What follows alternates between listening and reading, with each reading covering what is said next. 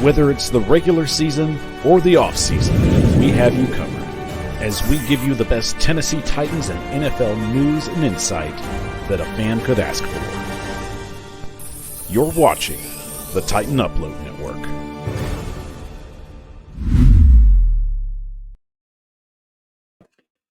What's up, everybody? Welcome in to the CalderaLab studios.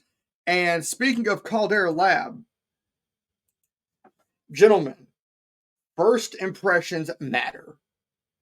And if you're not taking care of your skin, people will notice, especially as you get older. Yes, fellas, I'm talking to you. Lucky for you, it's not hard. You just don't have the right tools. And that's where CalderaLab comes in. The CalderaLab product line starts with the regimen, a twice-a-day routine to transform your skin. The regimen includes 3 products: the Clean Slate, the Base Layer, and the Good. And the Clean Slate starts and ends your day. This face wash leaves all skin types refreshed. The Base Layer is your daily moisturizer to hydrate your skin and jumpstart your day full of confidence. The Good is your multifunctional serum at night that helps your skin look tighter and smoother, as well as helps reduce the visibility of wrinkles and fine lines. Every drop of this serum is packed with 3.4 million antioxidant units protecting your skin. No other brand does this. Better yet, CalderaLab is the only brand that cares enough about this to know. And the CalderaLab Icon Serum, which is the second image right there with the white box, it addresses the 3 most common eye concerns or skin concerns around the eye: fine lines, dark circles, and puffiness. Skincare is the most important. Skincare is important, but it doesn't have to be difficult. 1 minute in the morning and 1 minute at night is all it takes to reduce wrinkles, fine lines, and signs of aging. And just for our audience, we have an exclusive offer. This is their best offer available anywhere. Use our code TITAN at CalderaLab.com to get 20% off. Yes, get 20% off with our code TITAN at CalderaLab and make an unforgettable first impression that leads to the charming words, "You look younger." Get 20% off at CalderaLab with code TITAN. And let's go ahead and bring our co-host in here, Gary Bailey from What's Shaking Titans. Gary, how are you? Man, I'm good, man. What's shaking, Lee? Well, we have a lot to talk about in a very short amount of time. And Ain't that the truth, brother? If you were going to introduce our guest for the night. Yeah, guys. So we have some special guests for y'all here tonight. We got Matthew Mattax as well as Matthew Massey, a.k.a. Mr. Anonymous from What's Shaking Titans, my fellow co-host on my podcast. So welcome in, guys. Welcome to the 615. Yes, sir. Appreciate you having us, man. Yes, sir. And, of course, if Titan Upload ends up popping in, we will pull him in here also. But, guys, Sunday was a headache. Yes, sir. Definitely. It was rough, man. We're going to start off with some news that came out earlier this week. About 4 days ago, at the time of this episode dropping, Titans are signing safety Dane Cruikshank to the practice squad. That is a huge move for the Titans. Definitely. Yeah. That's a vital piece for us. Definitely. Yeah, man. You know, we've had Crookshank, however you say his name. We've had him in the past. I think the move to kind of pull him into the practice squad is good. You know, that way if for some reason we lose somebody or, certain people don't start playing better, we can maybe shake some things up and just kind of see what he's able to do, this year with the team.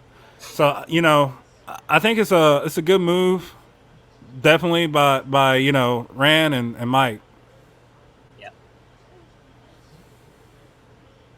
So the Titans offense had a very, very rough day.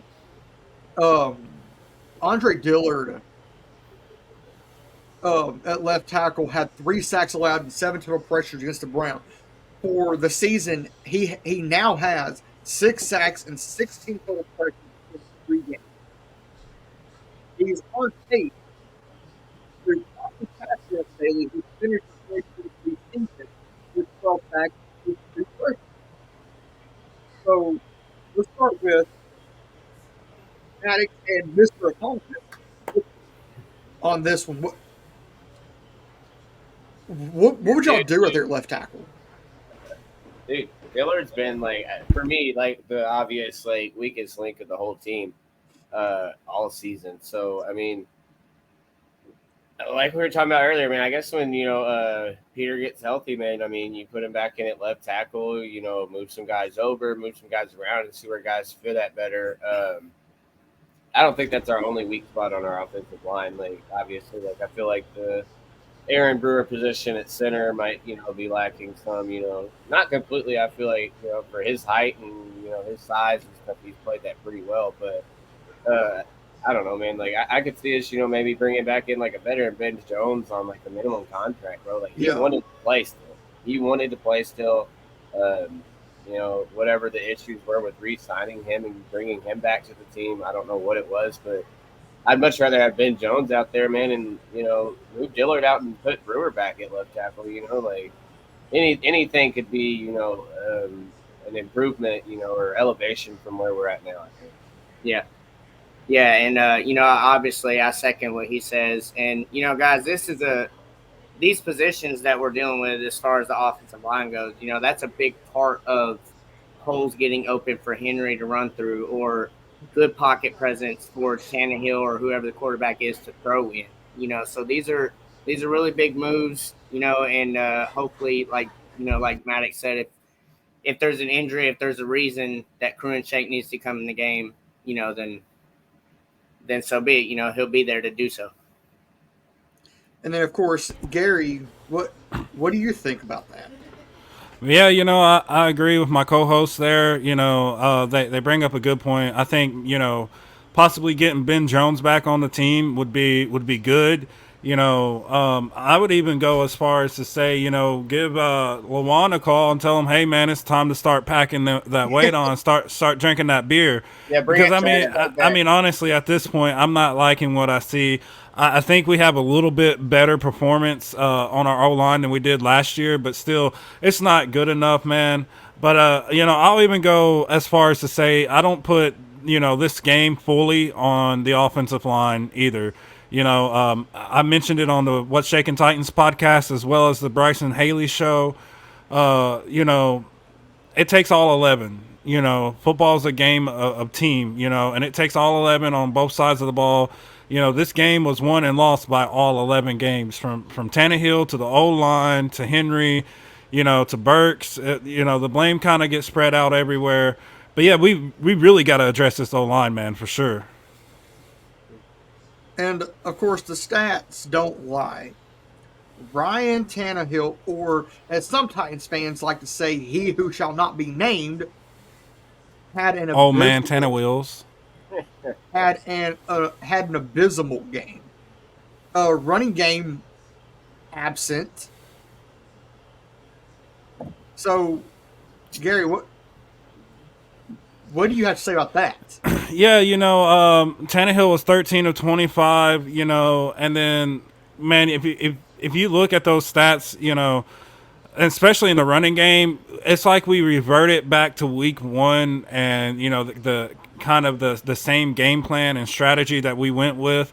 Tajay Spears had more targets or more reps than Henry did on the field. And I mean, honestly, bro, like you can't expect. And I once again, I mentioned this on the What's Shaking Titans podcast.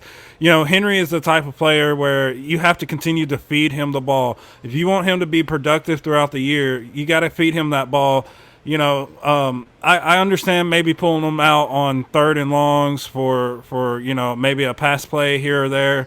But to sit there and kind of revert to what lost us the game against the Saints, man, it was frustrating. And then to see Tannehill's performance, I know a lot of people out there will say, well, it was the O-line, man. It wasn't fully the O-line. There was plenty of plays in that game where that O-line, held up solid for Tannehill. Tannehill had plenty of time, and he overthrew his receivers, or Tannehill rolled out. He completely missed Burks by like 5 or 6 yards. So,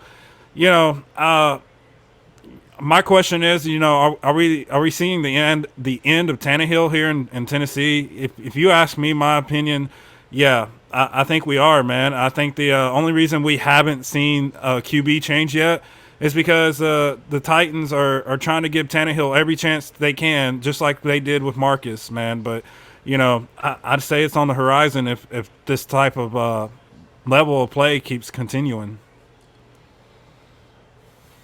Yeah, what about you guys? Definitely agree with that, man. 100%. Yeah, I agree with you, man. Tannehill can't, take 100% of the blame, and the O-line can't take 100% of the blame. Like you said, man, it's 11 guys on both sides of the ball at all times. Sometimes there's 12, but then they throw a penalty. But no, man, there's 11 guys on both sides of the field. But make a good point. For people to just stick on the O-line all the time and stuff like that. I made the point, a couple days ago and earlier even, that this is the same O-line that Tannehill stood behind and played an efficient game where he went 20 of 24 for 246 yards and a touchdown, and also had that wrestling touchdown against the Chargers. And Gary asked me, last week, how much do you think is, Tannehill playing an efficient and good game versus Tannehill playing against the lackluster defense? And I answered that incorrectly last week because Tannehill answered it for me this week, and it was completely on the fact that Tannehill was playing against the Chargers defense, bro. That secondary couldn't stop Tannehill or the Titans at all. We did everything that we wanted to in the pass game and in the run game last week against the Chargers. We just had their defense's number, and this week, the defense for the Browns had our number, man, and so did their offense. Dude, our secondary looked awful too. So. Yeah, and I said it in the last podcast, or I'm sorry, not in the last podcast. I said it in the What's Shaking Titans podcast as well.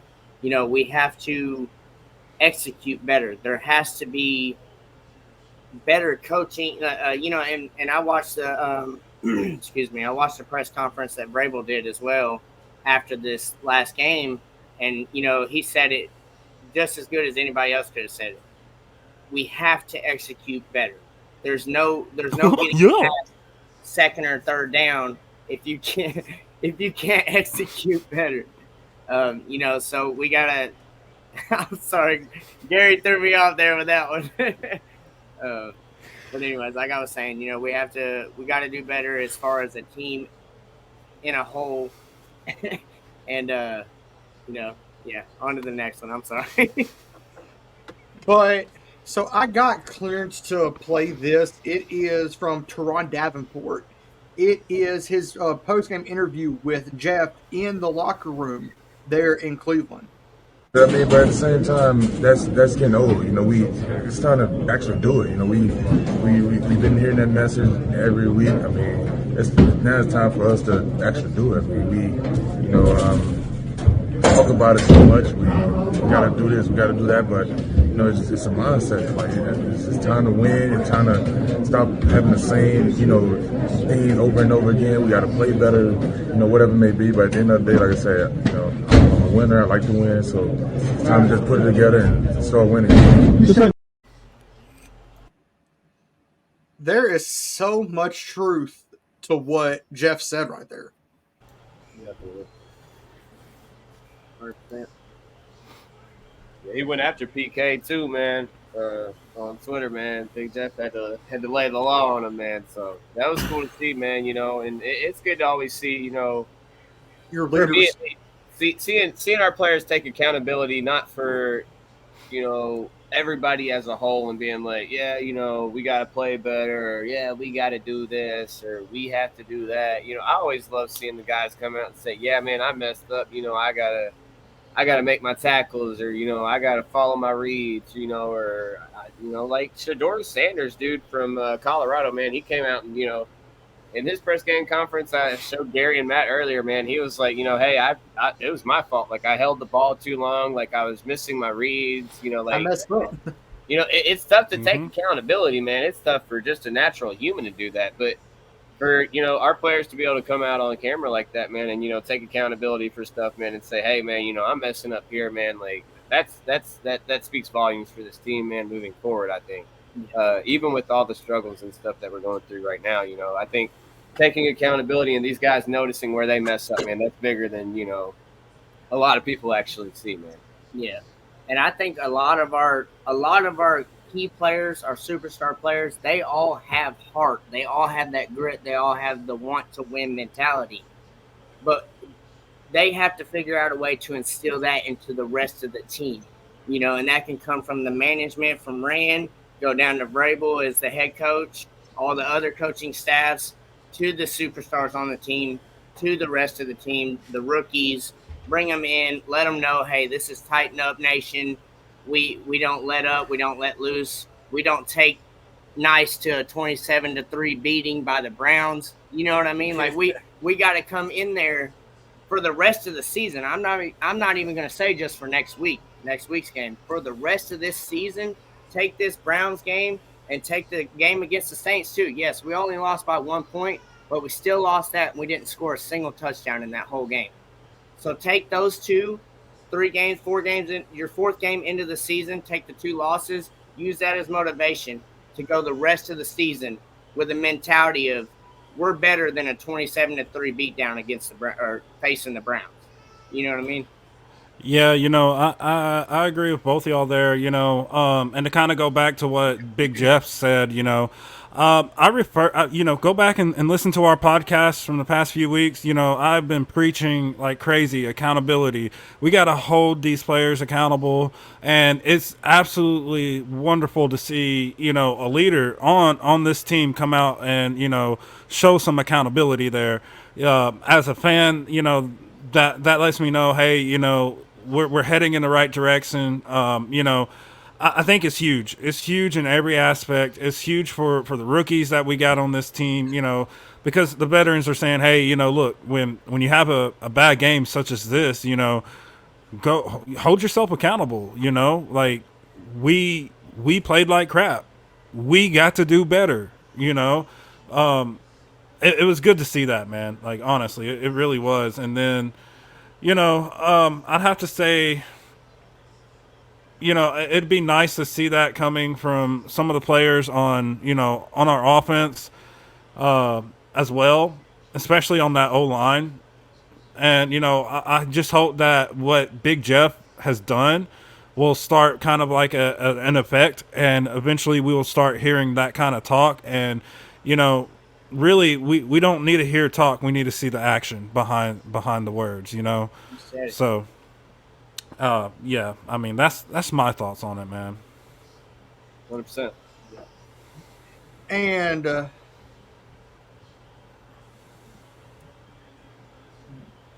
hang on, I've got to send this link to. Ooh. Yeah, I think Vrabel did a good job with that too, man. Kind of taking accountability for the coaching part of it. Like he said in his part of the press conference, if you play like that and you coach like that, like you're going to get beat. I won't say exactly what he said, but right. He, technically said, if you play like that and you coach like that, you're going to get beat. With some, a little bit harsher and heavier words, but he said it like Vrabel says stuff, man. We know how Vrabel is. We know how passionate Vrabel is about this, but. I don't think Vrabel's on the hot seat either, like, as far as that goes, bro. I think that him taking accountability all the time for when we mess up, man, like, I've for the most part seen Vrabel be pretty, straightforward about what he says, man, and, like, take accountability when it's in his, when it's in his court. Now, is that, most of the time? No. Most of the time, Vrabel's a pretty solid head coach, man. Like, one of the best in the league. We all know that. So, but for him to come out last week too, just like Jeff did, and like what Gary was saying, for him, to take accountability for the coaching part of that, I thought that was pretty cool too. Yeah, and I refer to, I'll refer y'all back to week one, when we did our episode on the 615, we did the segment, the good, the bad, the ugly. Lee and I both had under the ugly, game plan. And, honestly, guys, if you break this down, and this is what we're talking about, and like me personally, I loved hearing Vrabel say, hey, the coaching has to be better. Right. Yes, and it has to come from Tim Kelly and really Mike Vrabel, because Mike Vrabel, you're above Tim Kelly. So if Tim Kelly pulls Henry out after a 9-yard gain, dude, you get in Tim Kelly's ear and make Henry get back out on that field. Because the way we're using Henry is literally causing us to lose these games. We lost week one because we underutilized Henry. Week two, we started to see them implement Henry more. And yes, Henry didn't have like a 100-yard game, but just for the fact of Henry being on the field, it affected the defense enough for Tannehill to start getting that bounce back. Because if we rewind to I think it was the second quarter, towards the end of the second quarter, when we put Henry in that backfield and he hit that play action pass and the defense bid on Henry and he threw that 70-yard bomb to Burks. Before that, Tannehill wasn't doing too swell. He looked like Tannehill did in week one, forcing the ball into double coverage, and we seen that again in week three, against the Browns. There's a play in particular that I mean, if I could afford to get me a new TV, I probably would have destroyed my TV. But when Tannehill forced that ball into triple coverage, man, whew, bro, I about lost a phone and a TV at the same time. I'm not gonna lie to y'all. So no, I totally feel that. So speaking of the workload, Derrick Henry had 18 snaps, meaning he was on the field 38% of the offensive snaps.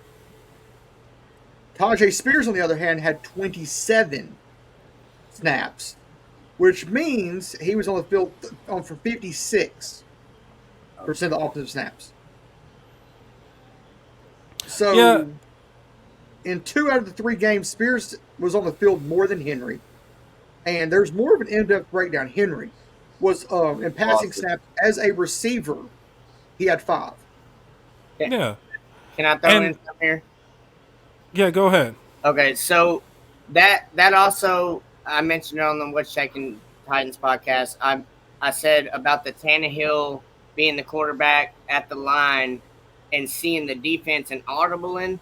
Yes, talk about it. And same thing with Henry, holding him accountable as far as like if he knows what the play call is and what gap he's supposed to run through. But if you use your vision, you know what I mean? You can get down the field like he did when he got his 2,000-yard season. So my whole thing is that also goes for the coaching staff. That has to come down from Rand to Vrabel to the offense coordinator, defense coordinator. All these things have to be precise and together. You know what I mean? They try to stick with a whole game plan that they practiced with the whole week upcoming to playing the Browns, and then win the game. And then, you know what I'm saying? But during the whole game, instead of going a different direction, even after halftime, seeing that 2 whole quarters of the game got you absolutely nowhere. We got 3 points, should have had 6. But you see, like Vrabel said, coaching has to be better. Play calling has to be better. If what you practice that whole week up into the game is not working in the game, use your other weapons.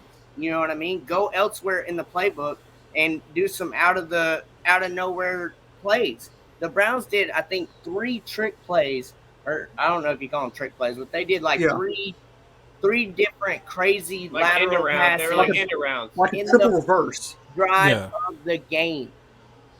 You know what I'm saying? So like, and ran it effectively too. Right. They're doing that on the first drive of the game, using they probably seen something on the defense, the players on the field, the coaches on the sideline. They were probably like, wait, we see this guy over here. Let's call this and see what happens. If you change it up and it works during the game, that's what you're going to continue to do. You're not going to go with your game plan throughout the whole week. You're going to switch it all the way up, because what's happening is the Browns are figuring out, they watched the film from the Pittsburgh game, and they're going to try and do this, and this is what Pittsburgh did. Y'all are playing two totally different games. You know what I mean? We also have to remember, though, we were facing Jim Schwartz, and True. True. he knew our team. He knew it, and let's just be honest. Tim Kelly got his handed to him by Jim. I'm just saying he did, and to kind of whatever, and to kind of go back to what Mr. Anonymous was saying there. Leadership starts from the top, and it works its way down. I used to do leadership classes because of my position in church, and one of the things that I learned personally is it starts from here, and then it goes down. Like, if I'm not doing my job as a leader, then my team ain't gonna be doing their job either.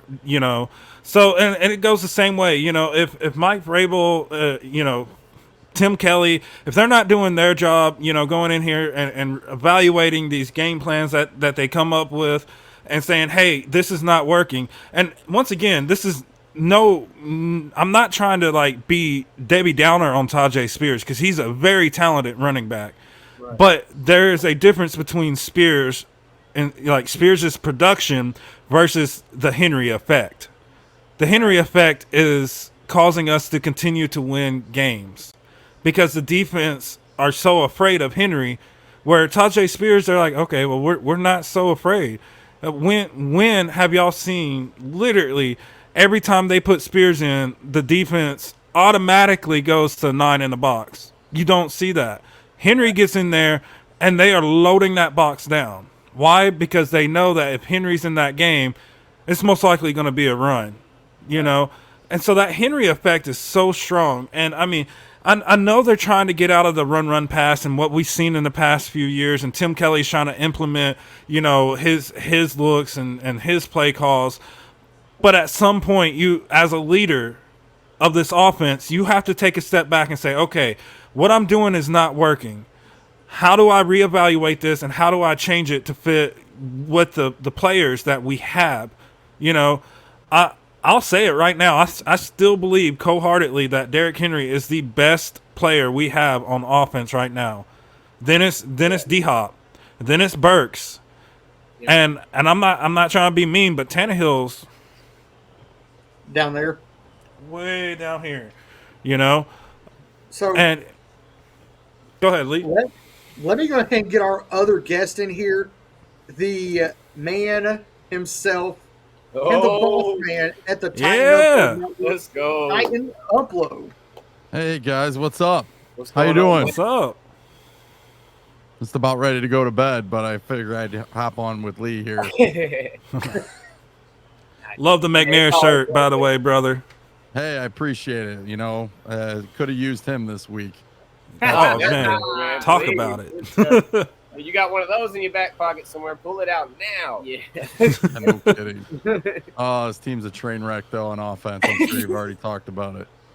Yeah, man. But, of course, go ahead. Let's go ahead and give another shout out to our other sponsor, Homage. Of course, you can find the link down in the description of the podcast and use that link to get 20% off.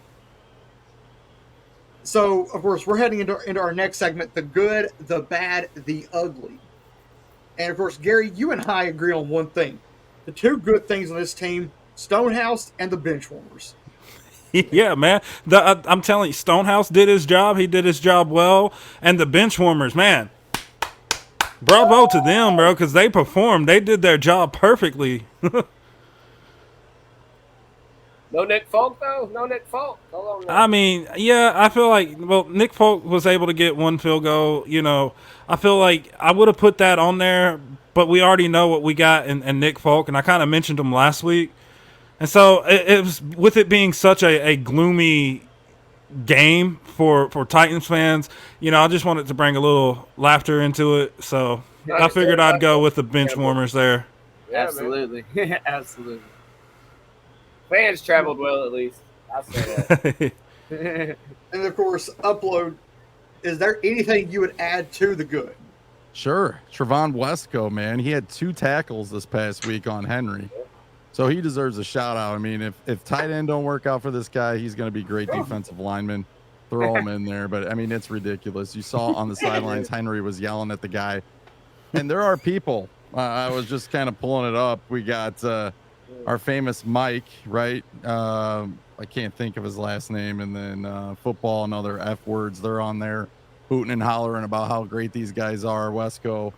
I mean, I don't see it, guys. I don't. And this past week, I mean, with the offsides and then him having no idea or at least being a tad bit slow. I mean, if you're going to tick off the king, I mean, you got a lot of stuff's coming your way. So, but no, in all honesty, the good, I mean, there's really not a whole lot. I think you guys nailed it. You know, Stonehouse.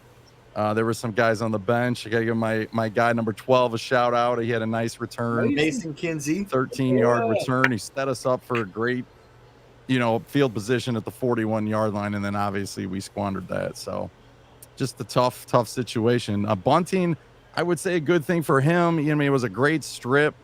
Gave us our only 3 points of the game, but ultimately he made a lot of mistakes as well. So it's hard to give him anything. Yeah, definitely. Absolutely. Definitely, man. But I want to give you a huge shout out, Upload, because man, that third down play right before the end of half, man, you called that to the T, bro. I mean, to the T. You did. And like, sure enough, I'm word for word what you said literally happened right in front of our eyes.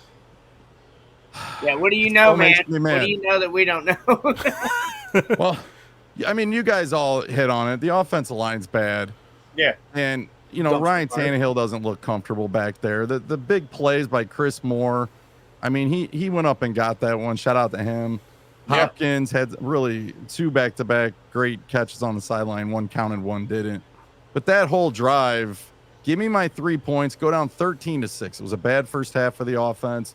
You want the defense to put yourself in a position where they could get a run back. I mean, we did it against the Saints. Obviously, it didn't count. Bunting almost did. He just couldn't pick it up in time. It can happen. Your defense is that good. Unfortunately, you just left those points on the board and it killed all the momentum. Yep. The Browns got the ball first in the second half. Your offense is a train wreck. You get down there, no excuses. And then they take the sack and it's like an air balloon popped. And that pretty much was the game, unfortunately. But it still ticks me off. Yeah. No, you know. And with every good, there's bad. And Gary, I'm gonna let you run with this one first. Yeah, I went the entire defense not wrapping up, man. There was countless of times we got pressure on Deshaun and countless of times where Deshaun just completely rolled out. We had hands on him and we weren't wrapping them up. I feel like this game could have been a lot different for us. At least we might have had a chance to get an interception for a pick six or something had we continued wrapping up, maybe, shooken Deshaun up a little bit. So definitely we should have wrapped up. So that was the bad for me. And then game plan, man. Why on God's green earth did we revert back to the same game plan we had week 1 with the Saints? And like I said earlier, it's nothing against Spears, but Henry is key to this offense. Henry has been key for Tannehill. We seen it week 2 when, like I said, in that play action play to Burks, the defense bit on Henry, and I mean it's the Henry effect. So we got to really get back to that. And then my honorable mentions is Henry and Spears. I felt like both of them could have done a little bit better, but again, like I said, the game of football is played by all 11 on both sides of the ball, so you can't put the blame just on one person. It was all 11 that let us down. And of course, I went to secondary. The secondary, there were a lot of holes in that secondary. And of course, you have to also look at the defensive line. The inability to get sacks. They had what? I think it was like 2 or 3 sacks the whole game. Maybe. That's being generous.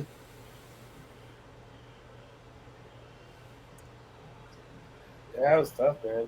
Nobody could bring Watson down, man.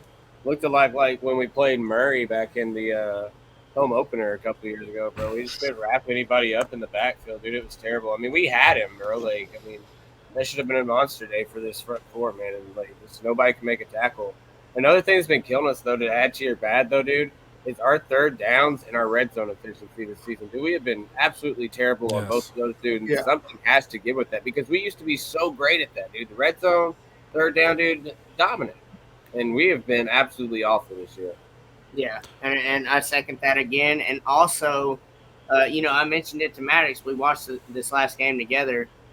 You know, the way they executed in the 2-minute warning there before the half, how are we? Why are we not doing that the whole game? Why are we not making those nitpick kind of calls to get down the field, to get in field goal range, or to get in the red zone and maybe put up 7 points before the half? You know, obviously, Vrabel fumbled the ball. You know, the way he did the timeout, the way the second half ended. But what I'm getting at is the way that the whole team come together, made those certain plays and those certain calls to get down the field as quick as they did before the half to try and get points.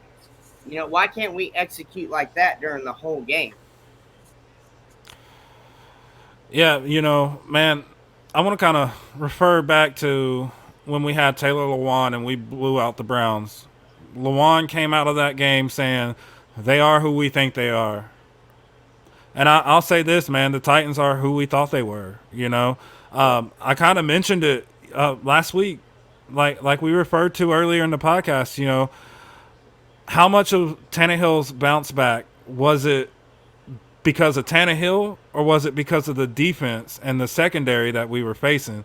And I told y'all, I was like, I really feel kind of concerned about these next few upcoming games because we're facing some pretty good defenses, and I feel like this offense is just not set up to go against a remotely good defense in any sort of way.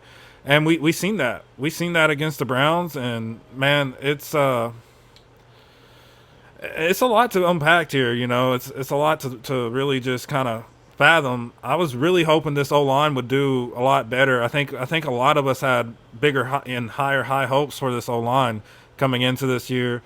But, you know, the blame has to fall on everybody here. And, you know, from the coaching to the O-line to the quarterback to the receivers, you know, there were drop passes. And, you know, I mean, it's got to start from the top. You know, the correction for this has to start from the top. Like I said, leadership starts from the top and works its way down. Yep, and they gambled on the offensive line, and that just I was worried. Lee knows in our chats with the group. I mean, we got a lot of people all pumped up about Dillard when we signed him, and I'm like, okay, that's fine. And the thing that, you know, what we do is, yeah, we're not media per se, but we're fans. And sometimes fans, you know, they have that gut feeling, you know, like these media guys, many of them don't even like the Titans. They just do it for their job. We do it because we love the Titans. So the passion is there, right, guys? Yes. So it's like, my gosh, we signed Dillard. Who am I going to? Do I really care what ESPN thinks? No. Do I care what the Titan local guys? I mean, for the most part, no. What do the Philly fans think of this guy? Yeah. And they were not high on him at all. They called him a bust. And he's been nothing but a bust. He's actually had one good practice that I can think of during training camp where he did a pretty good job. Otherwise, the guy's been awful. And this goes back to Vrabel. And you guys say from the top to the bottom. I love that the comment. It's true. That was the perfect game to sit your butt on the bench. Yes. You know, Christian Fulton out there giving half an effort to bring down a Cleveland Brown. Get him out of the game. That's your time to send that message. Vrabel didn't do it. He let him play all the way through the end, and that includes Tannehill. And then you trot Malik Willis out there, and you let him hand it off twice. Bombs. Come on Give me now. a break, man. Yeah, come on now. And then of course, if you watch the watch party this past Sunday, you saw Upload absolutely lose it. But It sucks, guys. I mean, Talk about it, Upload. but it just sucks, man, because it's like, I love Vrabel as a coach. I think he's a great coach. I think we would all agree with that. But come on, man. Like, tell Tim Kelly, dude, Derrick Henry, if you guys remember the second half, he gets a 9-yard carry on 1st and 10. What's Tim Kelly do? Takes him out of the game on 2nd and 1. I mean, that's just flat out ridiculous. You have to get him going. Thing I'm worried about. What if Derek's usually calm, collective. He takes it personal. What if Derek says, you know what? Forget this crap. Yeah. We don't know if he's bought into Rand's new policy coming over as GM. Right. We don't know any of that stuff behind the scenes. All we know is they tried to somewhat trade him in the offseason, and then they say they didn't. But I really think they did. I know he looks frustrated sitting over there on the bench, man. From what I've seen, he looks frustrated. Every time they pan the camera to him while he's sitting down, man, he looks pretty frustrated. I don't know if that's a lot of, like this new running back thing and them trying to, not pay the running backs. They're trying to bring in new guys so they can pay less money, see if it works. But guess what? It doesn't. So, yeah. I think, like you said, man, Vrabel's got to get in Tim Kelly's ear and be like, dude, what are you doing, man? Like, if it's working, go with it. If it's not, let's switch to something else. But, Derrick Henry's still working. It ain't broke. Yeah. How many times they run? Oh, sorry. Go ahead, man. I was just saying, how many times they run I formation? Was calling it for the whole game. We're running basically spread, shotgun offense, Henry to his left. It's just, and then the one time that this irks me, I'm not sure you guys probably already pointed it out. How many times the Browns literally just send everybody up, up front to the line, and maybe Tannehill's like, you know what, screw this. You want me to run it right up the middle of that? I'll just give him the ball. And Henry's getting just destroyed in the backfield. Like, he can't even he gets the ball. He's got 3 or 4 Browns all over him. Doesn't even have time to get to the line half the time, man. Yeah.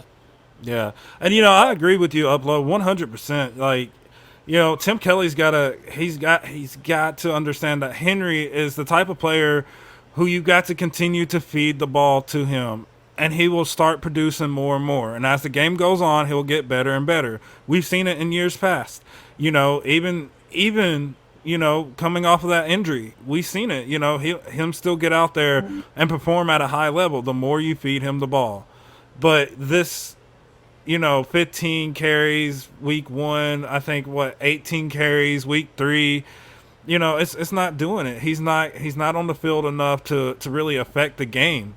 So, we have to find a way to utilize Henry because, like I said, I feel like Henry is literally probably the only key left on this offense that is going to help Tannehill out.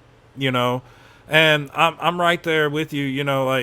I think we were literally watching the end of Tannehill and the end of Henry here in Tennessee, and I hate it for Henry. Tannehill,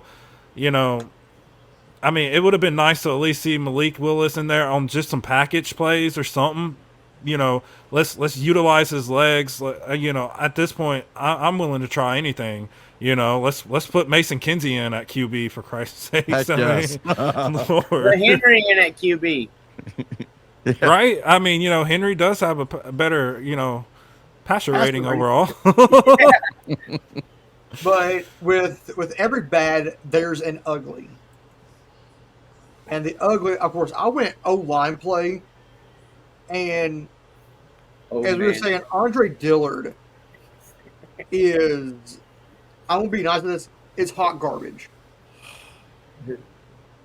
But the coaching and the game plan, as Gary said, it was reverted back to week 1. You cannot do that. Reusing game plans, in my mind, is coaching malpractice. And, of course, the honorable mention for me, the Titans had a hard time tackling an open field. Yeah. That's a no-no. Yeah, Lee, you're really covering a lot here, and it's like, I mean, you're hitting the nail on the head, bro. Like I said earlier, we all 11 players on both sides, offense and defense, all of them. It's not just one of them, but all of them. That's the reason we lost. It's like we wasn't playing as a team, as a unit. People the dirty laundry out there. We got to get better at that. I kind of talked about that last week. That was also a key for this game is we got to get less flags thrown. my ugly here is, of course, I put old man Tannehill. That's a joke. At any time, I think Tannehill could have a good game. Do I think he can play consistently good? I don't think so. I don't know what's going on with him this year, but this is not the Tannehill we've known from years past. And, we've seen Tannehill behind a crap O-line before. Let's refer back to last year. And I feel like we had a little bit better version of Tannehill, last year than we're seeing so far this year. And then, of course, I put O-line on here. The O-line just was atrocious, man. It was, and there's no way around it. We got to give, Tannehill more time. We got to open up running lanes for Henry and Spears. This allowing them to get to Henry before he even has time to take a half of a step is crazy. And then my honorable mention for this one, Lee, it's Burks dropping passes, man. Like, we seen him drop a couple passes. I think he at least dropped one. And correct me if I'm wrong on this, against the Chargers, aka Lightning McQueen team. But definitely we seen him drop a few passes. On Sunday, man. I'm one who will preach it till I'm blue in the face. If the ball hits you in the hands, come down with it. It is then your responsibility to come down with it. It's not on the quarterback at that point. That's like that pass Malik Willis made to Josh Whalley in the preseason. He went up in the air. He had both hands on it. That wasn't on Malik. That was on Whalley. You should have came down with it, because if you wouldn't have touched that ball, there's no way that defender would have gotten to it. So, amen to that. Yep. Yeah, I'm just, Preaching man. the facts out. Preaching the facts out, man. Talk about it. Talk about it. Of course. It is Taco Tuesday. Yeah, so Upload, what would be some of your uglies from this game? There's a lot, but Right. I think coaching probably gets one for sure, because of their inability to make changes, inability, like Vrabel, for example. Like, he saw that wasn't working in the first half, and he just let Tim Kelly run the reins. And again, the issue with Vrabel is he's really loyal to his assistants. We've seen this story before, and he's really kind of taken out his own legs there, because he's brought Tim Kelly over. Tim Kelly was on this offense last year. And the thing was, Todd Downey was so bad, but yet Tim Kelly was there. Did he offer any insight? Did they listen to him at all? Because now it's looking like they didn't really listen to him, because maybe he wasn't making much sense last year. 2 games, you guys nailed it. The Saints, we tried to come out and outsmart them by throwing the ball instead of running it. And then I can't explain what. I get it. Cleveland's got a great defensive line. Their defense is pretty good. But you're supposed to be tough too. Yeah. And when's the last time the Titans, in a tough performance, just bail out and start throwing it all over the field? And that's unfortunate, because I really do feel like that ultimately that set the tone. And I don't feel good about this week at all against Cincinnati. Their defense looked really good yesterday. And I mean, what hope do I have right now as a Titans fan? I mean, our defense was supposed to be our hope, but right now I would say, and you guys can comment on this, I don't see our defense right now in the first 3 games as being a top 10 defense. They're sure not showing it. Like, they show signs. And the offense sure has part of the blame on that by putting them in bad situations, but they were supposed to be elite. And right now they show signs of it, but they're not that team that I think we need to be a little bit better on defense. And you guys already mentioned with the tackling. Yeah, you're absolutely right on there. I had to sit here and eat my own words, because I started the season out before, right during preseason. I was like, I feel like this could be anywhere between a top 5 to a top 3 defense, as long as we get out there and we execute. And the biggest question mark was on the secondary, and little did I know that it was going to be the secondary and the defensive line at the same time. I agree with you. We have to get out there and we have to play better. We have to tackle an open field. We have to wrap up the quarterback if we get pressure on them. We got to stick to our man in the secondary. And if you're available to jump a route and take a pick, man, please, because obviously our offense is not putting up no points. So No. But speaking of the ranking, offensively, the Titans have the 31st ranked offense overall. They're It was 30th in the 32nd. pass. They're tied for 23rd in the run, and they're tied for 29th in points. Defensively, the Titans have the 17th overall ranked defense. They're 28th against the pass, 4th against the run, and they're 16th in points allowed. And they're allowing roughly 22.3 points a game. man, like I can't sit here and say that none of those numbers are like, oh my god, like that's crazy, that's nonsense. No, because it's not surprising. That's what I Like- expect from our defense, about middle of the pack. 16, 17, that's what we Mediocre. look like. Yeah, that's what we Mediocre. look like right now. Yeah. Not saying that they can't be better, because they can definitely be, as good as the Browns were against us. We could be just as good as them, man. If these guys are playing effective and, they're, playing to their assignments and stuff like that. But, yeah, dude, as far as back as the offense, bro, like maybe Todd Downing knew something that we didn't about Tannehill. Maybe he knew something about this offense that we didn't. But, he knew that he had, a guy in Henry and that he had to use him. And I think he did that effectively. And, Tim Kelly's not doing that. So, Yeah, So- and Go on, Gary. And to Upload's point, I mentioned this last week, Lee, and you remember, because I was so concerned, and I kind of choked because I sat there and I was like, no, the Browns are going to win this game, and I took it back and I changed it to the Titans because of course After I'm the Chubb that. injury.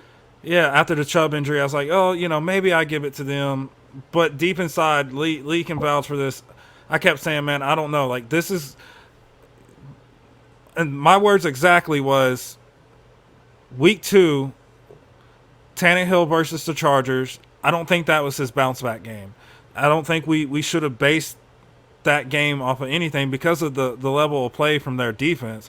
And I said, the true challenges is coming up in week 3, 4, and 5, and possibly even 6. week It 6. depends on if Ravens get their, team healthy again. But the real challenge was coming up, and I told him, I said, this will really tell us how Tannehill can perform against these defense. And, unfortunately, it's not that good, and it's not fully Tannehill's fault either. It's this O-line, it's a little bit of everything. And I don't think we stand a good chance, like Upload said, man. I really don't, against the Bengals. But as we get ready to head to the back end, we are hitting our top 5 games from this past weekend. And let's start with the Boss Man Titan Upload. What were your top 5 games? Well, I mean, you got to start with Miami, right? I mean, geez, 70 points? Absolutely. That is ridiculous. And they probably could have scored more. And how bad are the Broncos? I mean, so that one was definitely one that I thought, at least for a Miami fan, my gosh, I mean, 70. When's the last time? 1968? yeah, I thought I read or something like that. 1966. 66. Mid to Yeah. late 60s. Give me the Dolphins. That was a heck of a performance. that was a good one. Agreed. Yeah, I mean, it's a once-in-a-generation performance in the NFL. And, dude, if they would have kicked the field goal, they would have broke the record. Because the Yeah. record's 72. 72. Yeah. Wow. Yeah. I But- probably would have been that guy to say, you know what, we're going to put up 3 more points. And take the record. As their former ball boy, I would have done it. What a spit in the face that was to get a 50-piece dropped on you by your former ball boy, man. Like, you didn't offer that guy the job. You lost your first-round pick for Sean Payton. Ouch. Oh, Yes. and for So- Gary, your top 5 games. Yeah, man. So my top 5 games, just like Upload said, man, you got to start with the Dolphins, man. What a performance! That is a once in a lifetime, once in a generation type of performance there by them. My hats go off to the Miami Dolphins, man. They came out to play. Then you go to Florida State, man. I thought that was a really good game. If I'm correct, that game was one of the overtime games, man. It was a close, gritty game. Florida State edged it out there. Green Bay, This one shocked me, man. So I had to put Green Bay up here because the Saints have been on the road. Their defense have been solid. I mean, absolutely solid. You know, and then Green Bay, you know, with Jordan Love coming out, and I mean, they pulled off the win here, and it shocked me. And then I got Ohio State and then Indianapolis. I had to put Indianapolis on here just because of that catch in overtime, man. Like, Michael if you can catch, Michael Pittman Jr., man, if he went up over the guy and literally as he's catching the ball has his chin strap in his eyes as his helmet's getting ripped off while he's getting clocked in the back by another player and still comes and still comes down with that ball. I'm just like, man, that's a play. That's a play. And I was like, the Colts deserve to win here, hands down. So I had to put that up there, man. Like, I felt like they deserved it. That was one heck of a play by them. You know, what is your guys' thoughts on my top 5? Yeah, I like it, bro, for the most part. I definitely agree, man. Indy had a great, win over Baltimore in overtime. Green Bay showed a lot of resiliency against the Saints, bro, a team that's, been absolutely steamrolling the first 2 weeks. So I definitely agree with those, man. I'd probably add the 49ers in there, though, man. 49ers showing us, man, they're a real contender this year, man. I don't think the Brock Purdy hype's a joke. I don't think any of it's, up for debate anymore. I think 49ers are serious, man, and I think that's going to be one of the teams to watch this year. Yeah, I agree, man. 100%. Yeah, totally agree. I was telling Mattax before the Chargers and Vikings game, I had a feeling that was going to be a pretty close and good game, and it ended up being a really good game. So I would throw that one in there for the top 5 as well. Well, you upload. I like it. I like how you sprinkled in some college football in there. That's a nice little twist you got going on there. I know that Ohio State Notre Dame game at the end. I mean, man, Notre Dame really thought they were tough. I mean, didn't they? I mean, they played the last 2 places. I mean, maybe we should go to that philosophy. Let's just throw out like 10 offensive guys. Maybe that would be better. But of course, I went. Of course, you can't talk about the NFL this past weekend without talking about the Dolphins' performance. Yeah, exactly. Right. Yeah, Exactly. And there's a player, of course, upload. This from the Draftacular. I wish the Titans would have drafted Devon Achane. Yeah. His stat line: 18 carries, 203 yards, with an average of 11.3 yards per carry and 2 touchdowns. Put on top of that, 4 catches, 30 yards, and 2 more touchdowns. Wow. And then number 2, I had to go Oregon, steamrolling Colorado. Talk about it, man, because Colorado. I I thought this game to be a little closer, man. I really did. I thought this game would be a close, gritty game. But, man, I was wrong. I have to eat my words on this one, too. Yeah, dude, they weren't ready for that. Piece of humble pie. They were not ready for Oregon's environment at all, dude. That place absolutely consumed them, dude. From the very start of that game, they were not ready. The video that just leaked, or maybe I'm just catching up to it with Colorado State, and how Colorado was, just chirping up a storm before. And so no wonder why. I mean, I would never agree with what number 11 did by any means. That was a cheap shot. He should have been out of the game. But I mean, they were really going at Colorado. So no wonder why Colorado State played the game of their life and just fell short. Yeah. That was an incredible game last week, honestly. Yeah, it was. Number 3, I had to go AFC South. I had to go Texans Jags. Yes, sir. That was a good one. That was a good battle. Because who in the world would have thought C.J. Stroud would have carved up the Jaguars defense? I didn't know they had a tank. It's cold. Yeah. Play calling and execution. I kind of said this early in the season. We were going through the schedule release, not the schedule release, but our record predictions, and we got to talking about the Jags. And one of the things I said is, I feel like everybody is going to go off of last year and say, oh man, the Jags are that team in the AFC South. And I was like, well, hold up, let's put some brakes on it, because if you really sit down and evaluate them, the Jags offense and defense, they have holes.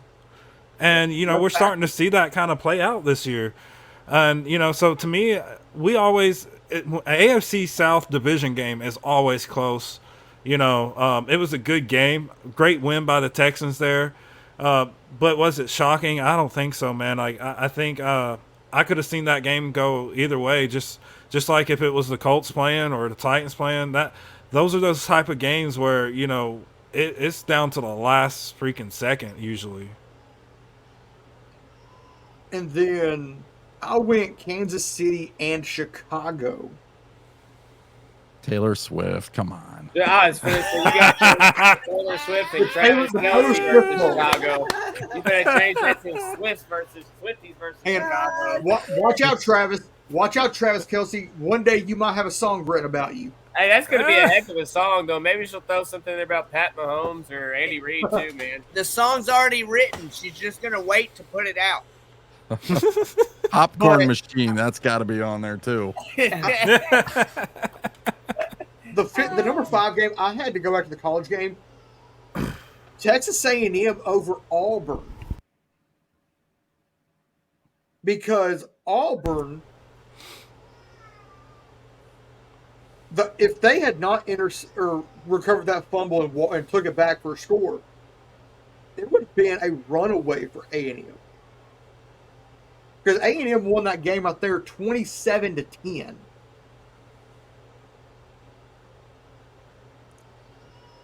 Yeah, I like that one. That's a good one to throw in there too, man. Yeah. Definitely if you're an SEC fan, man, that's a good one to throw in there for sure. But another thing we're fixing to hit, the power rankings ahead of week 4. And of course, Gary. Yeah, man. I think if you're doing your power rankings, your top 5 are solid. Even I go even as far as saying your top 7 to 8 is a solid fit right now. There's not going to be a lot of movement there, but you start getting from 9 to about 20. I even go to say about 20. 29.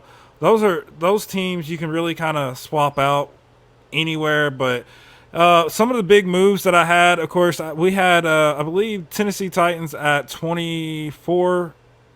Was it 24? You had Tennessee at 24 last week. Yeah, 24 last week. So of course Tennessee drops down to 28 for me. I also moved up the Colts. So I had the Colts pretty low, so I moved them up to 17. Texans climbed the rank as well. So Houston is now at 24. Some of the big moves that I'd have to really point out is Denver. I think Denver is at a perfect spot right there at a 31. Carolina at a 32. Minnesota at 30. I don't see Minnesota maybe staying there. I think they can kind of correct some of their woes, but for the most part, like I said, some of these teams are, it's very easy to kind of swap out because a lot of the middle of the pack teams are evenly ranked right now. So we kind of got to see how the season continues to play out a little more. So for the most part, man, I really like what I got, especially top 3, man. San Francisco, I feel like, is one of the best teams we got in the NFL, followed up by Miami Dolphins and the Eagles. Kansas City, I'm still kind of on the fence with them. Buffalo's shown me a lot more of late. New Orleans, man, that is a solid team. That is a very solid team, offense and defense. Dallas, yes, the Dallas lost, this past weekend, but I think they're still a solid team. Green Bay is one of the biggest surprise for me. I don't know about y'all, but Jordan Love, I don't think I was expecting much from this guy, and he's managed to keep his team and some of these games here, and so hats off to him. And then the Detroit Lions at 9, I think that that's a really good spot for them. What's your thoughts on this list, guys? Yeah, I mean, I think you got a really good list. Really can't argue with any of them. It just like I said, that's a really good list. I definitely agree with San Francisco. They're on a whole nother level, especially with having Purdy as a starter. That's just like a fairy tale story. You know what I mean? Kind of like the Tom Brady story, but obviously we can't say that yet because it's only season 2 for him. But, a very similar story for him and the 49ers. I don't know if I would, it's hard to say after one game not to put Miami in one instead of San Francisco because of consistency throughout the first 3 games. But that was a hell of a performance by Miami to be able to put up 70. So if I was gonna have a different kind of ranking, I may have just would have changed 1 and 2. Yeah, I'd go off and say maybe move Philly and Miami, just because Miami, they did blow out the Broncos. How bad are the Broncos? Like Upload was saying, they're just absolutely terrible. Not to take away that 70 is a great feat in the NFL, man. Like that's a college score, man. That was a great feat. That was crazy to look down, the ticker down at the bottom and see that. But maybe move Philly into 2. I mean, I know they had 259 rushing yards last week. They had 209 last night. Dude, if we can get some holes like that, man, give us their O-line, dude. Derrick Henry was, oh, my Lord. Hall of Fame, here he comes. Upload, what are you thinking? I mean, Chicago's way too high. Come on, 29? Really? No, I'm kidding. No, I can see the Bears. I'm going to say this. I had Chicago higher than that. Oh, my goodness. Don't pull your list up there. Yeah, so I couldn't really put Chicago below Minnesota, Denver, or Carolina because they're all, winless there. At least Chicago's got 1 win, and that's kind of where that logic of thinking came from was like, I don't have them high up on my list. I don't have them above the Titans, but, I couldn't put them below a 0-3 team. So I had to put them at the lowest I could at a 1-2 team. Who are the Bears beating this year, though? I think they're 0-3. Are they 0-3? Yeah, okay, yeah, my bad. Yeah. So yeah, I could have moved them. So let's, spoiler alert, we're gonna move them down 1. I live 2 hours or an hour and a half from Chicago. At 30, and then you got Tennessee at 29 and Minnesota at 28. Because I think even though Minnesota's 0-3, bro, if we play Minnesota again right now, Minnesota would probably beat us. Yeah, I see Minnesota getting their first win before I see Chicago getting their first win. Yeah. I agree, man. And that's why I said, Minnesota is one of them teams that I definitely see climbing this list. Yeah. Unfortunately, the way the Titans have been playing, I think the Titans will probably sit around here for the next couple of weeks till we get through this stretch of unrelenting defenses. No NPF. Yeah. I don't know who Titans are going to beat, though. I mean, at this point, I don't see them winning next week. Do you guys, honestly, they can't beat the Bengals when we're good. How are we going to beat them when we're terrible? I'm not going to drop this on until we get to our week 4 pick'ems. Gotcha. But remember, we were good and the Bengals were awful. And we still lost to the Bengals at Cincinnati with no offensive linemen. Hey, Talk about it. Turn it up. Maybe they'll watch our podcast and be like, "Oh, they make a lot of sense, and we should start doing that." Well, I always said, we probably make some good coaches right about now. The way I did my power rankings was the top 8 were your division leaders. 9 through 16 were the teams that are they're in second. 17 through 24 are your teams in third. And then 25 through 25 through 32 were your teams that are in the basement of that division. So I went Chicago at 24. Holy smokes. Oh, man. Wow. They're in the third. They're in third in the AFC North. Pittsburgh at 5. Wow. Oh, hey, my buddy's a Pittsburgh fan, and that he thinks he's going to win the Super Bowl now. We them boys or whatever they say. Oh no, never mind. That's the other delusional fan. Detroit at 9. Wow. Dallas at 10. Yeah, Buffalo- that shocks me. I'd have Dallas higher than that. I think maybe than Tampa Bay for sure, and Green Bay. Yeah, that's crazy to see Tampa at The 7. Colts at 6. Yeah. Come on. Yeah.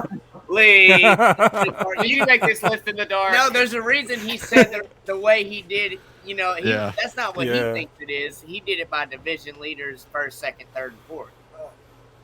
So I get it. You know, Yeah, I get it. totally wish we were 6 instead of the Colts. You know, but I get it. I would rather have anybody over Indianapolis at 6. I mean, Yeah, I don't know. I'd rather have Indianapolis up there than the Colts or oh my God, I just choked on that. Than the Jags is what I meant to say. Hey, Yeah. can you explain Houston at 16 over Cleveland, New Orleans? yeah. Oh Well, wow. they're sitting there in second in the AFC South. Oh, so you did it like that too. Okay. Yeah. So, Yeah. so is Cleveland in third in their division then? Yes. Wow. Interesting. Yeah, I mean, I see where you Well, can this- get the lineup like that. Then if you did it that way, yeah, I definitely see it then. Yeah, especially going into week 4 of the season, that looks, you know, accurate. That You know what I definitely blows your mind looking at it, though. Yeah. I mean, Yeah. written out like that. I mean, that puts a lot into perspective of just how bad this Titans team's been this year. You know, I mean, You're, ouch. You're I sitting don't know that I'd behind- rank, Cincinnati below us. I think Cincinnati's probably going to, beat us. I don't think that we can hang with Cincinnati after watching them last night. Even though Joe Burrow didn't perform, totally great, I still don't know. And that's of course we're gonna remind everybody of our week 3. We both took the Niners over the Giants. We took the Titans over the Browns. I took the Lions over the Falcons. Gary took the Falcons. I took the Packers over the Saints, while Gary took the Saints.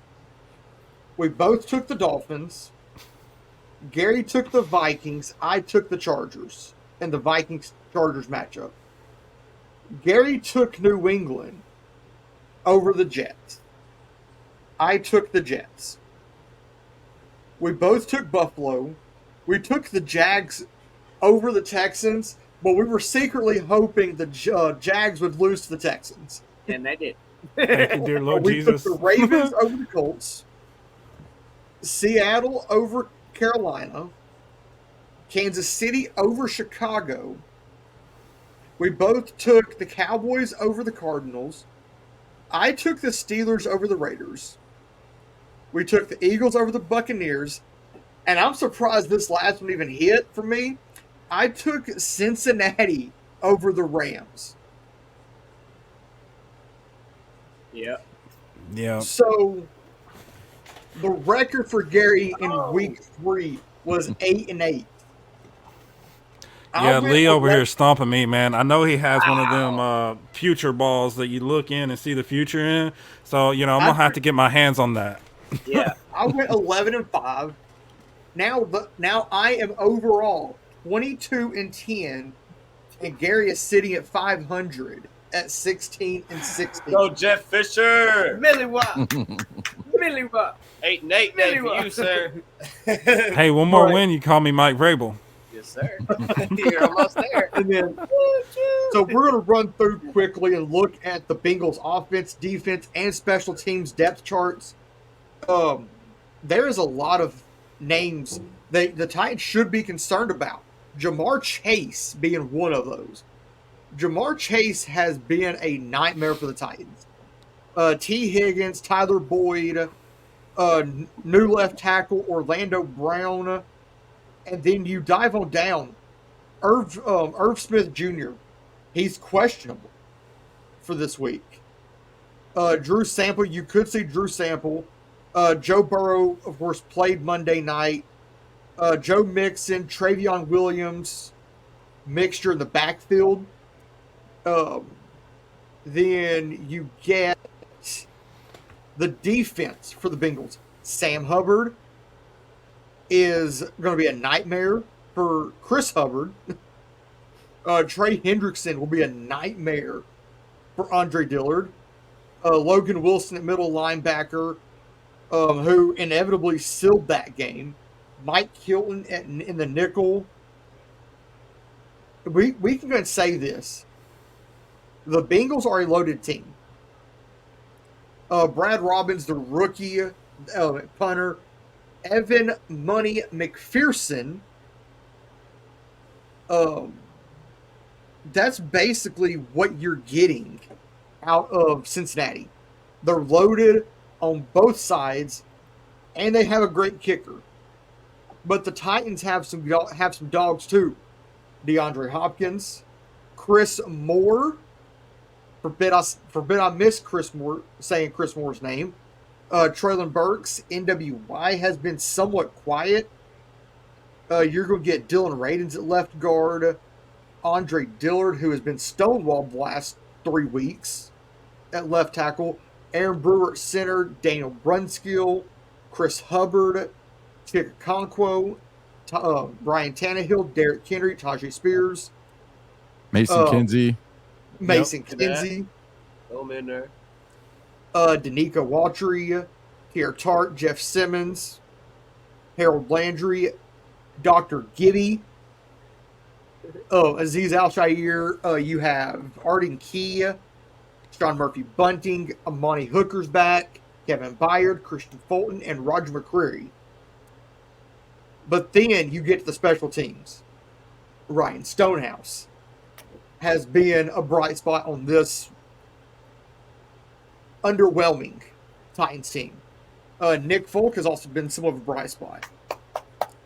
But then, at your kick return, you've got Tajay Spears. At your punt return, you have Mason Kinsey, which I know Upload is excited about.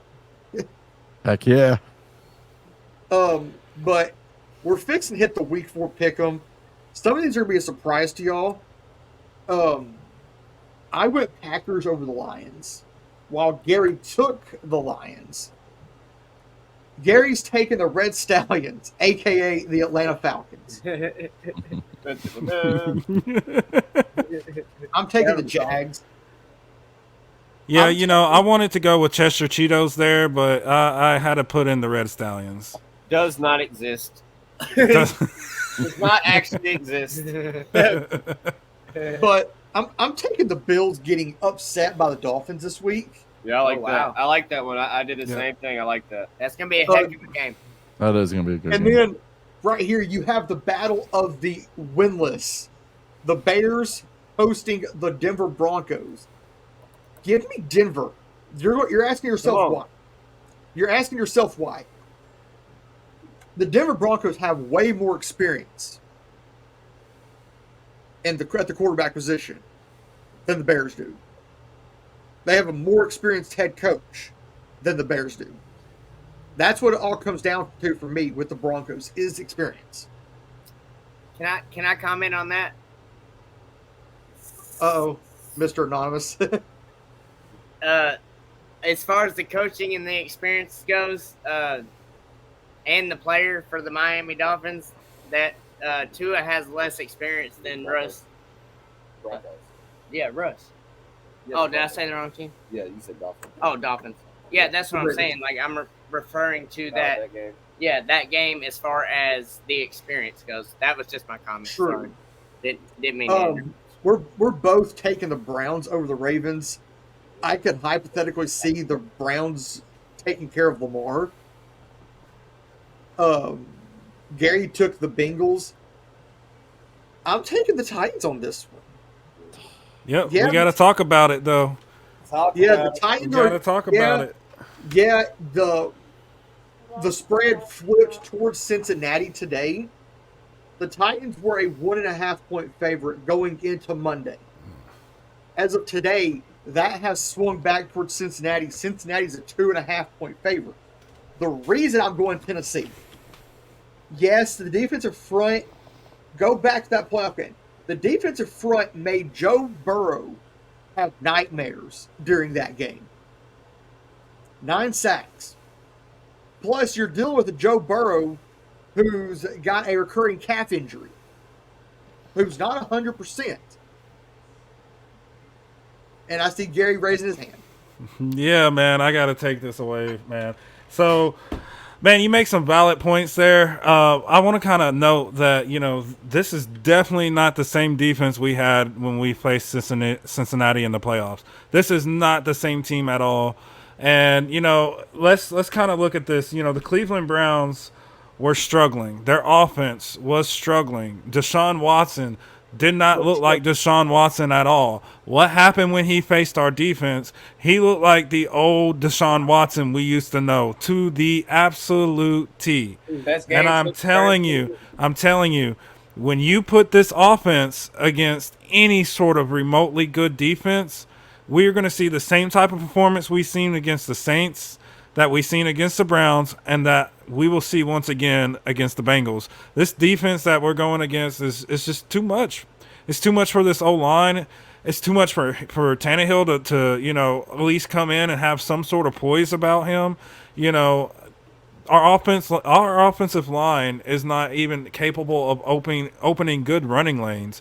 I mean, I literally do not see a world where the Titans beat the Bengals in this one. And I hate saying that because I love the Titans. And this is one of them games in my record prediction where I said Titans will beat the Bengals. We're going to get our revenge finally. But, after what I've seen, there's no way we don't come close to beating the Bengals here, man. It's not even a competition in my eyes. I think the Bengals are come out, and it's going to be another embarrassing day for us.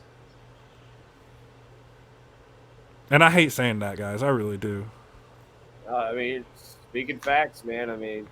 Even last year, playing the Bengals, man, we didn't look good against Joe Burrow and them last year. I know you go back to the playoffs. Yeah, we had 9 sacks in the playoffs 2 years ago, but that was 2 years ago. What does this team look like now? We looked abysmal against Watson. We couldn't bring Watson down if he laid down for us. Yeah, really. And like I said, Watson he did the ball the other way. He did lay down for us. We still couldn't, do anything. So I agree with you, man. I think this is going to be another rough day for Tannehill and the Titans offense, dude. If they don't get it together fast and in a hurry and put some points on the board, if we don't score first, dude, it's just all going to go downhill from there. I think. Got to strike first. I think on Sunday, man. Yeah, carry that. Take the first drive, second drive, third drive. Carry the momentum. Go have a good first drive in the game. And Vrabel said this after week 1. You have to have a good, fast start.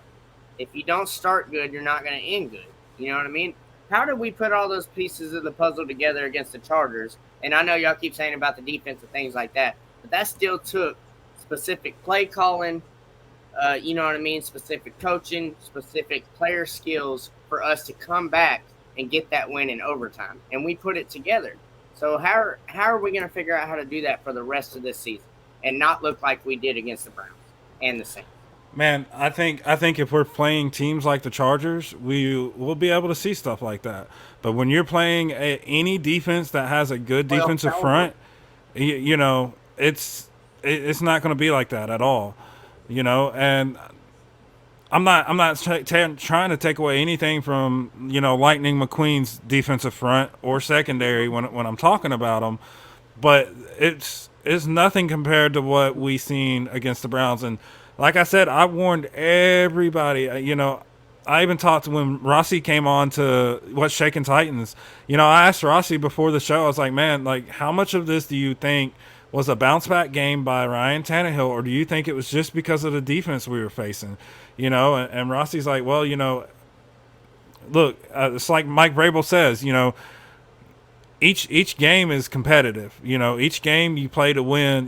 So you can't sit there and really base it off of that. But honestly, I think that we seriously can sit there and say, okay, if we're facing a defensive front that has any dogs up front, we have to consider the fact that we can't block Tannehill. We can't open running lanes. Henry's going to get hit the second Tannehill hands him the ball. We are literally playing from a huge disadvantage. The only hope that I think we would have moving forward is if we change the play calling completely up. And I hate to say it, but we need to go back to the Todd Downing days. Run, pass. Henry, Henry. That's nothing against Tajay Spears. He is very productive. If we get in a 3rd and long, okay, put him in there. We'll try and throw it to him. But Henry is key to Tannehill's playing good, in my opinion. And I'm also going to make this statement. And I'm going to somewhat contradict myself with this statement. The Titans running 5 wide doesn't work. Nope. No, it's too predictable, dude, and it's just the only way I could see 5 wide working is with one of the 2 quarterbacks that's sitting behind Tannehill. And I'm just being honest, and that's not saying much. But then, going on down the list, we both have the Rams over Indianapolis. I've got the Buccaneers taking down the Saints in New Orleans. That'd be a good Gary game. has the Saints winning at home. Yeah. That'd be a good one. Eagles at the Commanders taking. I got the Eagles. We both have the Eagles taking down Washington. We both have the Vikings beating the Panthers in Carolina. Gary has the Steelers winning in Houston. But I got tired of betting against them, man. But it's Houston. I'm taking the Texans over the Steelers. We both have the Chargers beating the Raiders in LA. We have the Patriots losing to the Cowboys in Dallas. I'm taking the Cardinals over the Niners. You're going to have to explain that to me. 22-10, no more. They just beat the Cowboys, man. Exactly. Did they beat the Cowboys or did Dak beat the Cowboys? No, the Cardinals Let's beat be the real. Cowboys. It's They really 11, beat 'em, man. 11 James on each Conner. side of the ball. James Conner is a top 5 running back right now, or in yardage, right now Through week in the 3. NFL. I think that CMC. 49ers Yeah, beats Josh Dobbs up, man. Yeah, Christian McCaffrey is the number 1 running back right now in yardage with over 350 yards. We both took the Chiefs winning on Sunday night in New York. And then we took there's no way the Jets are gonna there's no way the Jets are gonna do that one, bro. Hey, they better get Kaepernick. NFL, you never know. Right? I mean, true that. And then, of course, you have a quick turnaround. You have a quick turnaround from Sunday night to Monday night because Monday night football is in New York with the Giants. Wow. Well, that is crazy. That is pretty crazy. And Seattle plays the Giants, and we're both taking Seattle over the Giants. Yep. I think Seahawks are definitely a sneaky good team. I don't think they're going to be like a top team, but they are definitely a sneaky good team this year. Yeah. But as we get ready to end this, there's a little something I found, and I think it'd be kind of fun to end with it. Overreaction or underreaction? And the underreaction, what people are saying, Will Levis will be the Tennessee Titans starting quarterback before November. Nope. That's an overreaction. I have to we will see Malik Willis on that field before we see Will Levis. And I'm not trying to be mean to Will Levis, but if Will Levis had any shot of being on this field this year, we would have known it by now. You know, from battling with injuries, you know, the whole 9 yards. Like, there's just too much uncertainty, unknown, and injury-prone history with this quarterback to sit there and say, hey, we're going to put him above Malik Willis. We know in Malik Willis that, hey, we've seen the improvement from year 1 to year 2. It's not, you know, he's not a starting quarterback just yet. I think he would play a lot better with the cast of receivers that he has. You know, we see him with D-Hop and, you know, Traylon Burks. I think we would see a different type of Malik Willis. But one thing I can say about Malik Willis is he is a solid and reliable quarterback. He can get out there, he can get hit, but he's going to get back up and he's going to keep going. And his legs, man, like, don't underestimate Willis's legs. That's what I'm saying. We got to somehow include Willis's legs and these game plans. You know, let's put him and Tannehill on the field at the same time, like we've seen with you know, Marcus Mariota and Tannehill. You know, like let's put some packages in here for Willis. You know, if anything, just to use his legs. Like what Baltimore did when they had Joe Flacco. Mm-hmm. put in packages for Lamar. Taysom Hill with the Saints. Exactly. But a lot of people are too basing it off last year, and that's when I just flat out, it's ridiculous. You know, yes. Who was he throwing to last year? But last year when they would put him in special situations, the ball would hit the ground every time. You know what I mean? Mm-hmm. But this isn't last year. Right. And that's what I was barking up a storm against the Saints. That type of game, Tannehill was not going to use his legs to get out of that pocket. He was just going to, I mean, he's been like that all year. The only time I've seen Tannehill run, guys, is that option play that he scored a touchdown with against the Chargers. Other than that, he's been just like, and I hate to keep doing this, but like when we used to play video games as kids, I still play them, but the point is like, don't we all? You know what I mean? He can't throw the ball. That's him. So, and the thing with Levis, real quick, I think depending on how much they value him, Rand's the only one that's going to know this. If they value him whatsoever, they will not put him behind this offensive line. Trust me on that one. They'll just wait. They'll use it as a mulligan year with him, and then they'll try to figure something out. Rand's not just going to throw his guy out there. Then again, maybe Rand doesn't really. I don't know. It's a weird story, right? Because they really wanted C.J. Stroud, and they gave their cards up. Somebody dropped the ball on that, and it was out through the media. And then the Texans like, well, we'll just take him at 2. But with the Will Levis thing, did they really even want Levis?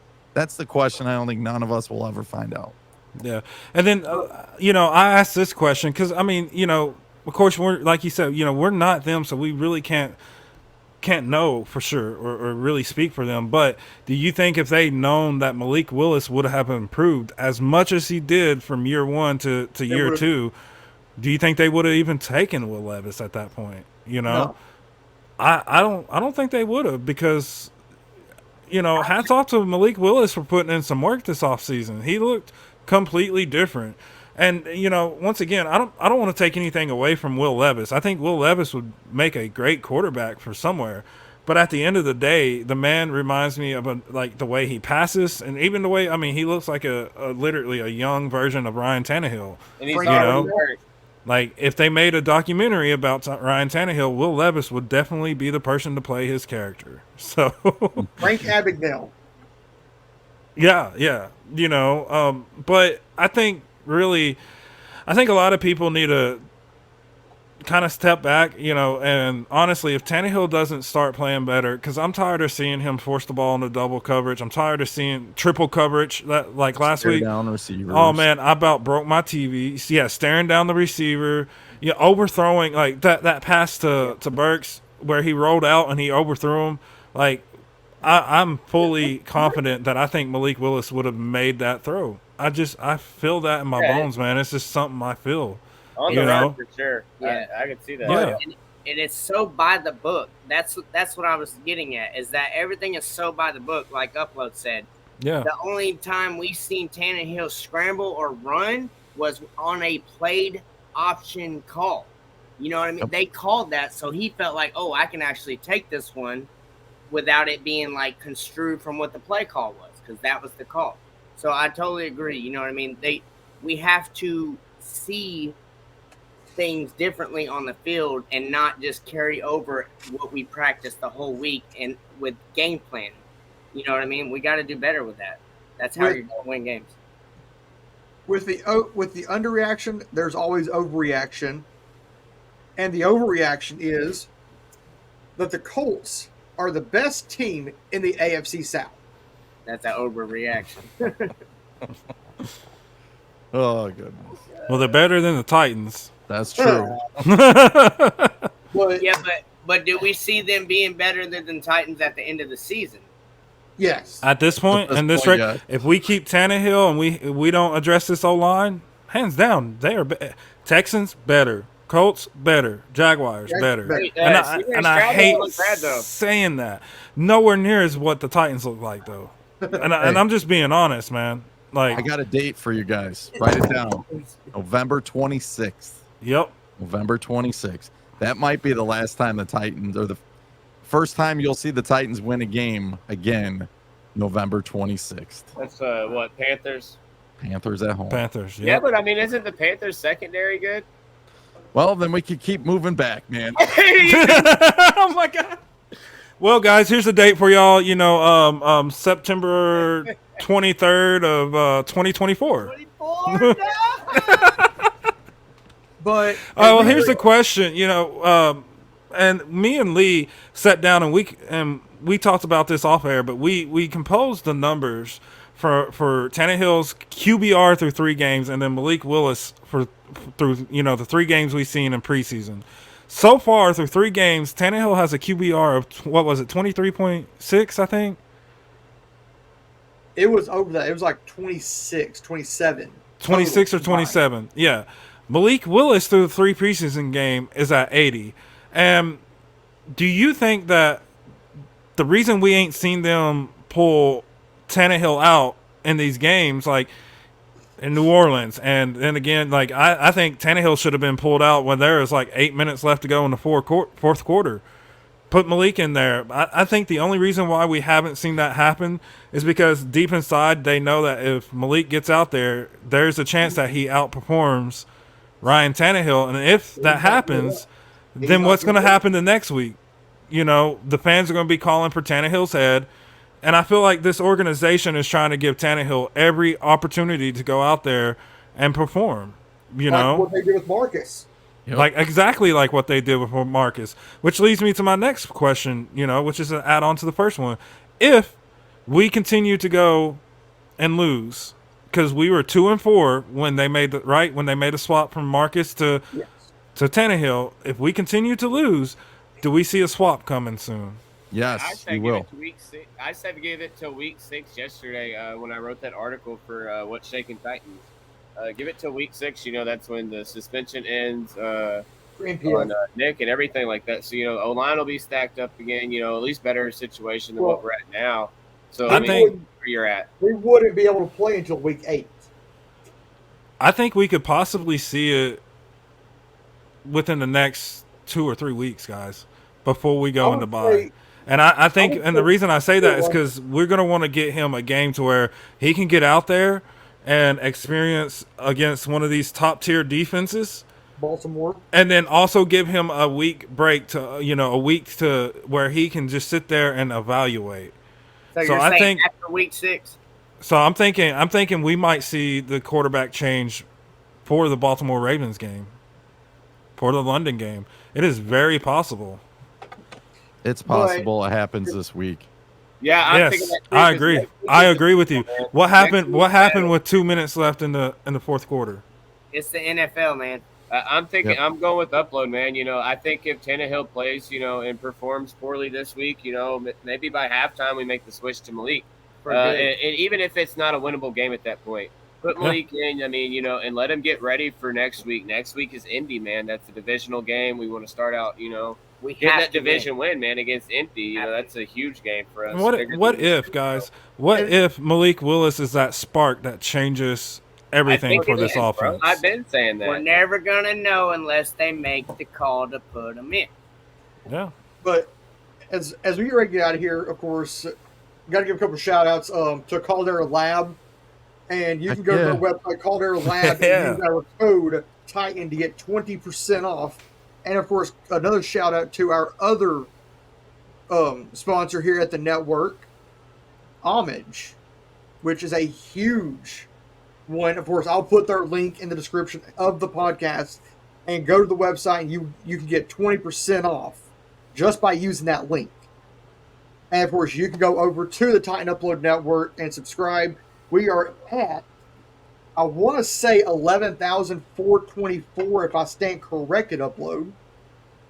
Yeah, we usually gain about 75 to 100 subs at every watch party we do.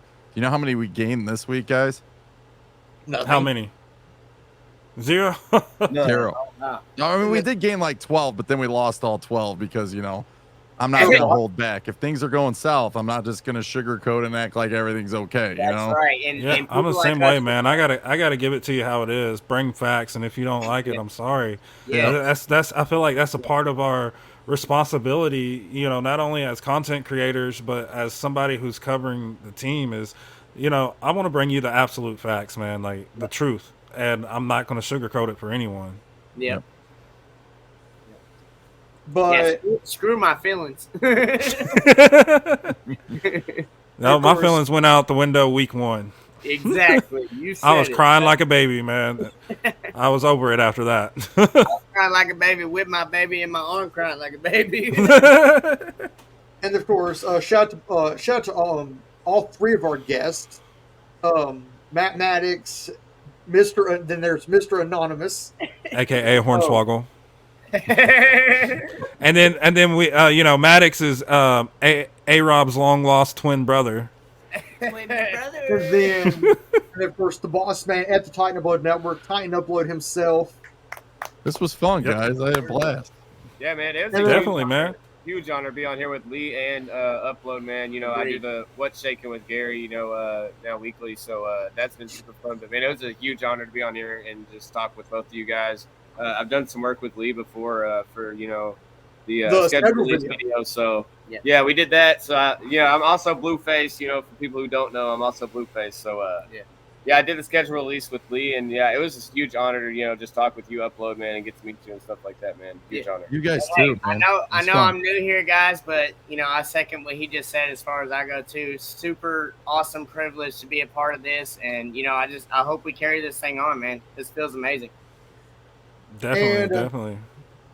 For Gary Bailey from What's Shaking Titans, I'm Lee Hillis. As I always say, stay classy and tighten up. So, Tighten up. No. No.